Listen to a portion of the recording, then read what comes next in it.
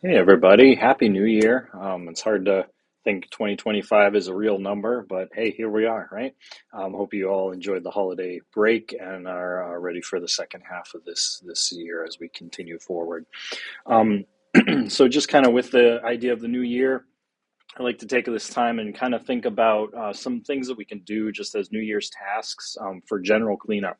Some reminders here that are things that should be done just on a regular basis, but it's a good thing to think about right now, just with fresh starts and all that good stuff and things to clean up on our computers and just in our general technology workflow. So some of you may be in the habit of doing these things already. If not, I'd say go ahead and take the month of January, make sure we do some of this stuff, and then add it to a monthly habit for overall productivity and efficiency.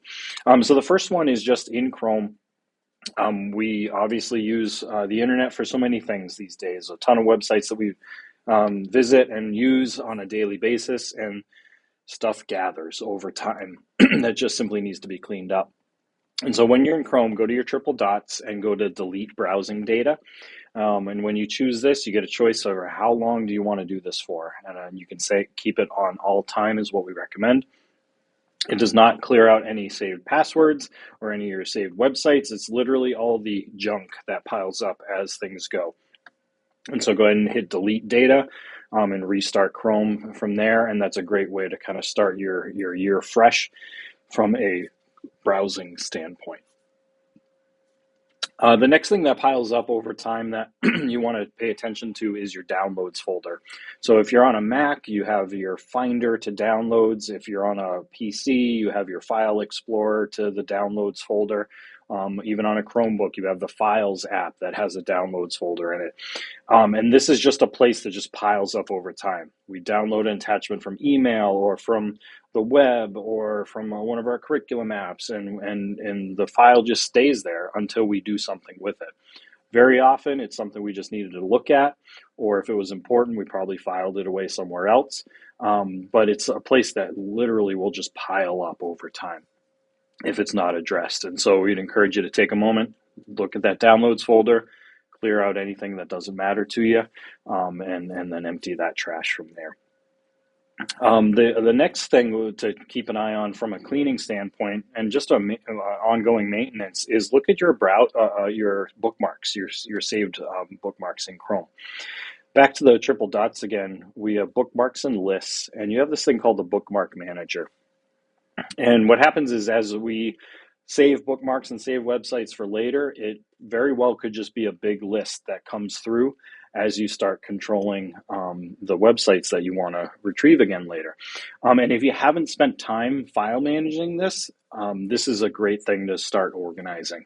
I'm a fan of folders, as you can see, so I have my main folders in my bookmarks bar. And so as I navigate through my day on the internet, I can click on various things and then I can see my folder structure from there. I'm a big fan of doing that, and this is the place to manage any of that. Whether you're just deleting things that you don't need anymore, or you're coming in here from the triple dots and adding a new folder and doing some file management in here. You can rename things, update links, delete things, organize them as you see fit. So spend some time in the Bookmarks Manager to control these things. And then one other tip I like to reference here is this idea of using bookmarks and especially bookmark folders that can be really valuable when it comes to either teaching a lesson or preparing for a meeting.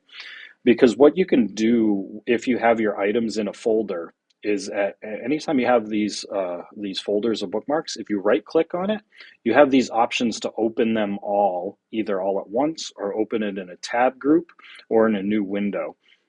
And so no matter how many links that you have in here, you can choose that folder, right click, and open it all right away. And so what that's great for is instead of just opening up all your tabs all at once and having 30 across the board and you're trying to figure out which ones you need, just close the stuff, like keep them organized within folders. And then when you need them, it's just literally a click away to get them back again. And then it'll be nice and organized and neat and prepared for that whatever meeting you're happening. So I've coached some people to make like a Monday folder or a meeting folder, and you only put links in there that are prevalent for that day or that upcoming meeting, and then you can clean it up and reuse it again and again as you see fit. So triple dots to bookmarks and lists and the bookmark manager. And then naturally, when it comes to the ideas of cleaning up, spending some time in your drive, do some file management, create folders, delete files, move things around, have them maintained in a good way so that you can kind of get ahead of either spring cleaning or ahead of end of year stuff. And so as you curate your files and create things, make sure they're named appropriately. And make sure they're in a logical order so that you can retrieve them quickly and manage them quickly later. So if you haven't spent a little time doing that lately, great time to start that with this new year. And then finally, I always like to mention the inbox as a great place to organize and to pay attention to. A lot of us in technology operate on a 10 inbox rule, meaning that we don't want any more than 10 items in an inbox at any given time. It doesn't mean we don't pay attention to email. It means that we have a system to approach email because it is a lot. We get a lot of notifications, a lot of communication goes back and forth. It's a great tool, but it can get very overwhelming if you don't have a system to manage it. And so if you want to learn more about that philosophy and how we approach that, definitely book a training session. We'd be more than happy to kind of talk you through it and making those decisions. But even just from a batch sense, one of the tricks I like to mention to people is that when you're in your email, the search at the top can be a pretty powerful tool. Naturally, to find email, it's great to do that for, but even more so than that, it can be a great way to manage some old stuff if you ever need to. And so here's a quick example. I'm in my Gmail. I can use my search up here, and I have this little filter for search options. If I click on that, what happens is it brings me a bunch of fields that I can work with here. And let's just say one of the things I want to clean up is just old email that I haven't read. It's just cluttering my inbox and it's just in the way and I just want to get rid of it. I can do this date within 6 months and then just pick like January of last year. Let's go 01 of 2024, right? And so this search right now is going to look 6 months before and after January 1st of last year. But I'm going to go a step further. Instead of looking for all my mail that happened during that time, I'm going to switch that to unread mail. So this will show me basically a year's worth of unread mail that is just hanging out in my email. I can hit search, and then what I'm presented with is that search. You'll notice it puts in a bunch of codes up here, is unread, after, and before dates. I can certainly modify those manually to do some tweaking there. But let's take some action on this. I can check this box at the top. And the thing to know when you check the box is it only gives you the first 50 of this page that you're looking at. But they do give you an option to select all conversations that match this search. And so if I then click that, I now can take an action, maybe trash them, maybe apply a label and move them to a folder all at once, etc. So a quick way to just kind of manage email and batch is let's use those filters, do a date range, obviously use some, what I'll say common sense in terms of what are you searching for. Don't just delete things that come in randomly, but use a targeted search, maybe use that unread filter, and then take advantage of some of the batch options that you have here. The next thing I wanted to mention is just a reminder about our email security. We talked about it for a couple months prior to the break, and the email security change is live. And so just to reiterate, you can only check your HPS email either directly on the web, or if you're on a mobile device, it has to be through the official Gmail app. So if you haven't already and you want to check your work device on your personal device, be sure you're using the Gmail app. The same is true for the calendars. So use the calendar app from Google as well. The contacts you can separate by just going to the website directly. Google doesn't have a contacts app for all platforms, but you can, it has a mobile-friendly site. You can just go to contacts.google.com or turn it on in the relevant account.